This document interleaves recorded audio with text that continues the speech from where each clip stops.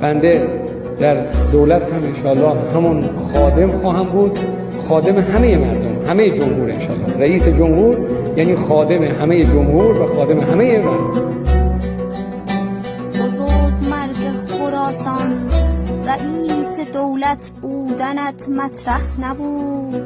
خدمت گزاری تو در دوران و تاریخ پر از ابهام سرزمین مطرح است.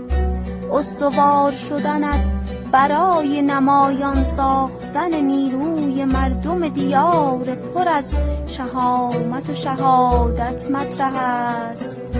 خادم خورشید تابناک هشتمین معصوم، در فراق نبودت مخالفان دیرینت خجالت نامه خود را با اشک دیدگانشان امضا نمودند و فریاد خادم ما شهید شد را سر دادند.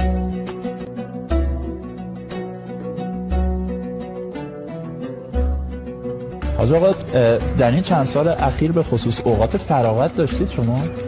یادم نیست مرخصی، اوقات فراغت، اینا من اصلا به ذهنم خیلی نیست. نه حالا ایام اخیر، ایام قبلش هم همینطوره.